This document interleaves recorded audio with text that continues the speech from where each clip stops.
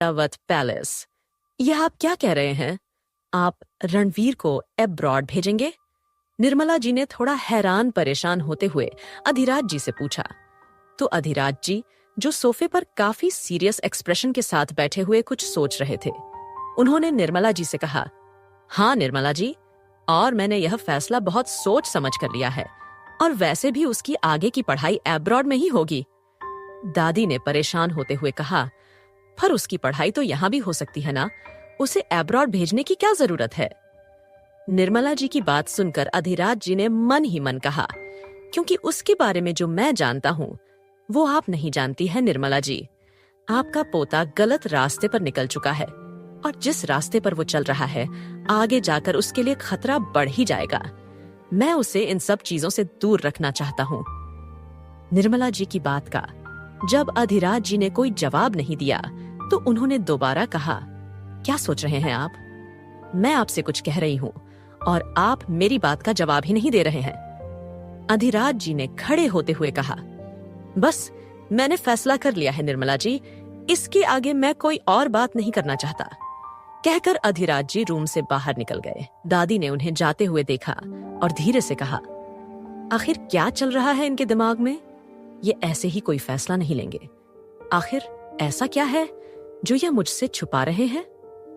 रणवीर का रूम। पूरे रूम में इस वक्त अंधेरा छाया हुआ था।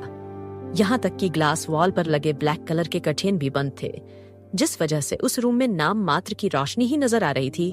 वहीं सोफे पर इस कम रोशनी में एक आकृति नजर आ रही थी। यह कोई और नहीं रणवीर था, जो अपनी गोद में लैपटॉप रखे हुए लैपटॉप की स्क्रीन पर अपनी नजरें गड़ाए हुए बैठा हुआ था। लैपटॉप से निकलने वाली हल्की सी रोशनी रणवीर के चेहरे पर पड़ रही थी।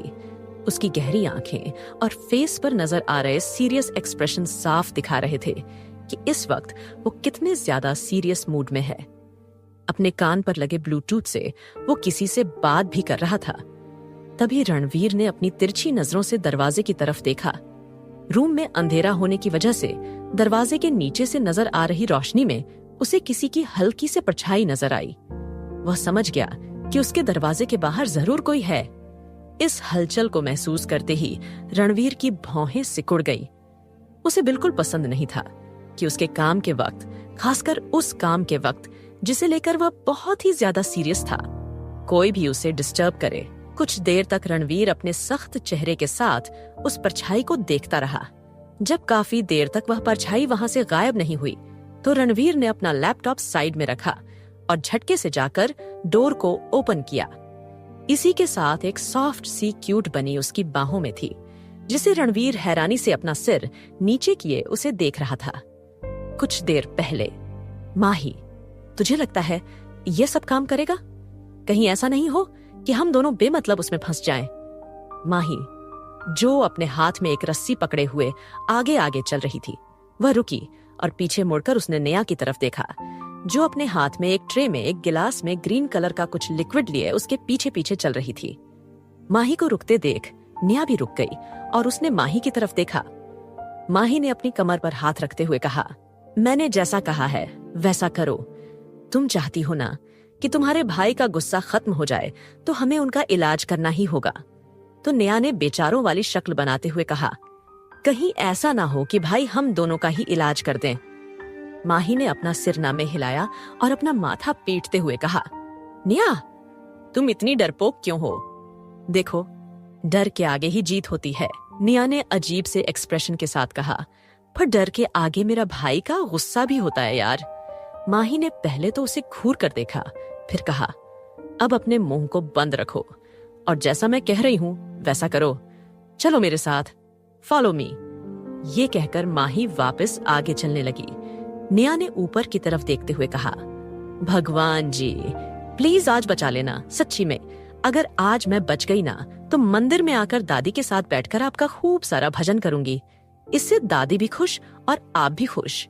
तभी माही ने आगे चलते हुए कहा, बातें बाद में कर लेना, पहले जो इम्पोर्टेंट काम करना है उसे खत्म करो। चलो अब। कुछ ही देर बाद नेहा और माही रणवीर के रूम के बाहर खड़ी हुई थी। नेहा ने घबराई नजरों से पहले बंद दरवाजे की तरफ देखा और फिर माही की तरफ देखते हुए कहा, क्या तुम श्योर हो कि हमें अंदर जाना चाहिए? तो माही ने अपनी आंखें बड़े के कहा, श्योर नहीं होती तो अब तक यहां खड़ी होती क्या? और तुम अब ना यह डरना बंद करो, जैसा मैंने कहा है वैसा वैसा ही करना है।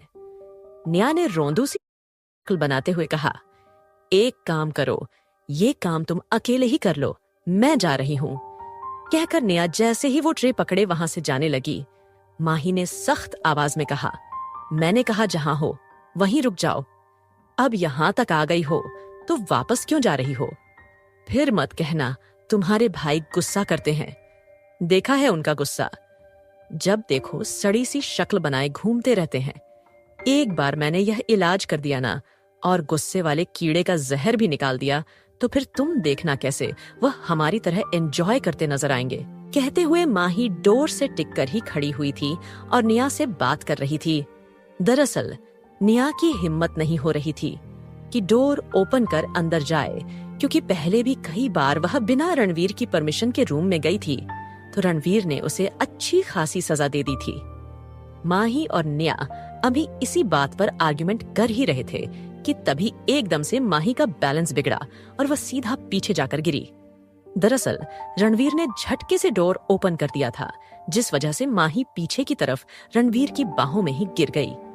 रणवीर हैरानी से माही को देख रहा था, वहीं माही अपनी नजर ऊपर किए रणवीर को देख रही थी, और निया उसकी तो आंखें खुली और मुंह खुला का खुला ही रह गया। Flashback and. निया सामने का ये सीन देखकर मन ही मन बोली, भगवान जी, हनुमान चालीसा याद नहीं आ रही है, कौन सी चालीसा बोलूं? प्लीज हमें मुसीबत से बचाइए। भाई का गुस्सा अगर भड़क गया ना, वह सीधा हमें उठाकर बाहर फेंक देंगे। वही माही अपना मुंह खोले रणवीर को देख रही थी। माही को देखकर रणवीर, जो अभी तक हैरानी से देख रहा था, उसका चेहरा एकदम से सख्त हो गया। पर इससे पहले कि वह माही से कुछ कहने के लिए अपना मुंह खोलता, माही जल्दी से सीधी खड़ी हुई और निया की तरफ देखते हुए कहा, निया, अटैक। इसी के साथ माही ने रणवीर के सीने पर हाथ रखा और उसे पीछे की तरफ धकेलते हुए ले गई। माही के अचानक से ऐसा करने से रणवीर कुछ समझ नहीं पाया कि आखिर इस लिटिल रैबिट ने उस पर हमला क्यों कर दिया है। तभी निया ने भी मौके का फायदा उठाया और अपने हाथ में पकड़ी हुई ट्रे को सबसे पहले टेबल पर रखा। वहीं रणवीर को भी समझ नहीं आ रहा था उसके साथ हो क्या रहा है। माही ने जल्दी से रस्सी का दूसरा साइड निया के हाथ में पकड़ा दिया। माही और निया दोनों ही रणवीर के आसपास गोल गोल चक्कर काटने लगी। दरअसल दोनों ही रणवीर को रस्सी से बांध रही थी। निया और माही जानबूझकर रणवीर की तरफ नहीं देख रही थी, क्योंकि रणवीर की गुस्से से भरी आंखों को देखकर निया वैसे ही कांपने लग जाती थी। और वही माही, वो तो अपनी धुन में इधर से उधर घूमते जा रही थी। रणवीर ने अब गुस्से से कहा, तुम दोनों पागल हो गई हो क्या? ये क्या तमाशा लगा रखा है? माही ने उसके आसपास चक्कर लगाते हुए कहा, निया, इनकी बात मत सुनना। तो निया ने कहा, ठीक है, नहीं सुन रही। माही ने दोबारा रणवीर की तरफ देखा और कहा, ये मत सोचना, अपनी इन आंखों से हमें डराने की कोशिश करेंगे और हम डर जाएंगे। निया ने भी के घूमते हुए रस्सी लपेटी। जब रणवीर को रस्सी से अच्छी तरह से लपेट लिया, तब दोनों ही अपनी कमर पर हाथ रख हंसते हुए बोली, आधा काम तो कंप्लीट हुआ। दोनों के ही चेहरे पर एक जंग जीत लेने वाली खुशी नजर आ रही थी। वहीं रणवीर गुस्से भरी नजरों से माही को घूर रहा था। उसने माही को वार्न करते हुए कहा, चुपचाप इस रस्सी को खोल दो, वरना तुम्हारे लिए अच्छा नहीं होगा। तो माही ने भी अपनी कमर पर हाथ रखते हुए कहा, और अगर मैंने रस्सी खोल दी ना, तब भी मेरे लिए अच्छा नहीं होगा। अब चुपचाप जो कहा है वह करते जाइए। आपको नहीं पता, आपको गुस्से वाले कीड़े ने काटा है तो उसका इलाज करना बहुत जरूरी है। माही की बात सुनकर रणवीर ने अजीब एक्सप्रेशन के साथ कहा, what? Are you a mad little girl? क्या होता है ये गुस्से वाला कीड़ा?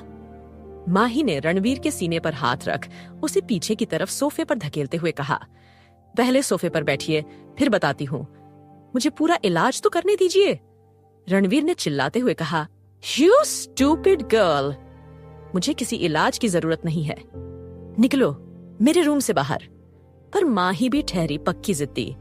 उसे तो रणवीर का इलाज करना ही था। छोटी सी माही के आगे रणवीर काफी बड़ा था। तो माही अकेले तो कुछ नहीं कर पा रही थी। उसने मुड़कर नेहा की तरफ देखा, जो घबराई नजरों से कभी माही को तो कभी रणवीर को देख रही थी। माही ने सीधे खड़े होते हुए नेहा से कहा, तुम खड़ी खड़ी क्या तमाशा देख रही हो? अपने भाई का इलाज करवाना है कि नहीं? चलो मेरी हेल्प करो। नेहा ने जल्दी से अपना सिर हाँ में हिलाया और माही की हेल्प करने लगी। दोनों ने मिलकर जैसे तैसे रणवीर को पीछे की तरफ सोफे पर धकेल दिया। रणवीर, जो रस्सियों से बंधा हुआ था, वह सोफे पर जाकर गिरा। माही ने हांफते हुए कहा, हे भगवान, तुम कितने ज्यादा स्ट्रांग हो, हिल ही नहीं रहे थे। माही ने फिर नेहा से कहा, चलो शुरू हो जाओ। तभी रणवीर ने नेहा को घूरते हुए कहा, नेहा, तुम इस पागल लड़की का साथ दे रही हो। क्या भूल गई पिछली बार की पनिशमेंट? नेहा, जो बड़ी मुश्किल से माही की वजह से हिम्मत कर पा रही थी, रणवीर की धमकी सुनकर उसकी रही सही हिम्मत भी गायब हो गई। उसने जल्दी से कहा, नहीं भाई, नहीं भूली, मैं तो यहाँ आना भी नहीं चाहती थी। वह तो माही जबरदस्ती मुझे यहाँ लेकर आई है। मैं जा रही हूँ। माही ने हैरानी से कहा, तुम कहाँ जा रही हो? तो नेहा ने कहा, बस मैं इतना ही साथ दे सकती थी, आगे अब तू संभाल। कहकर नेहा जल्दी से रूम से बाहर भाग गई। माही ने उसे हैरानी से जाते हुए देखते हुए कहा, कितनी डरपोक है ये। फिर रणवीर की तरफ देखते हुए कहा, और आप? मॉन्स्टर कहीं के, अपनी छोटी बहन को कोई ऐसे डरा कर रखता है क्या? आज तो मैं आपका अच्छे से इलाज करूंगी। कहकर माही ने ट्रे में रखा हुआ कांच का ग्लास उठाया और रणवीर की तरफ बढ़ते हुए कहा, अब चुपचाप बिना किसी नखरे के इसे पी जाइए। इससे आपका जो गुस्सा है ना, जो हमेशा आपकी नाक पर और आपके दिमाग पर सवार रहता है, वह एकदम से उड़न छू हो जाएगा। माही ने चुटकी बजाते हुए कहा। वहीं रणवीर, जो गुस्से भरी नजरों से माही को घूर रहा था, उसने धीरे से मगर सर्द आवाज में कहा, मैंने कहा, ये रस्सियां खोलो वरना तुम्हारी हालत और भी बुरी कर दूंगा। तो माही ने बनावटी स्माइल के साथ कहा, अब ये रस्सी तो तभी खुलेगी जब आपका इलाज हो जाएगा। अब जल्दी से इसे पीजिए। माही के कहने के बावजूद भी रणवीर ने अपना मुंह नहीं खोला और वह अभी भी माही को खा जाने वाली नजरों से घूर रहा था। माही ने अपना माथा पीटते हुए कहा, हे भगवान, सारे काम मुझे ही करने पड़ते हैं। भगवान जी, इस नन्ही सी जान पर कितनी जिम्मेदारियां सौंपोगे आप? वही रणवीर मन ही मन सोच रहा था कि एक बार मेरे हाथ खुल जाए, फिर मैं इसका इलाज करूंगा, वो भी अच्छी तरह से। क्या रणवीर अधिराज जी के कहने पर एब्रॉड जाने के लिए तैयार हो जाएगा? रणवीर माही की इस हरकत की अब उसे क्या सजा देगा? जानने के लिए सुनते रहिए टॉक्सिक लव 2, सिर्फ पॉकेट FM पर।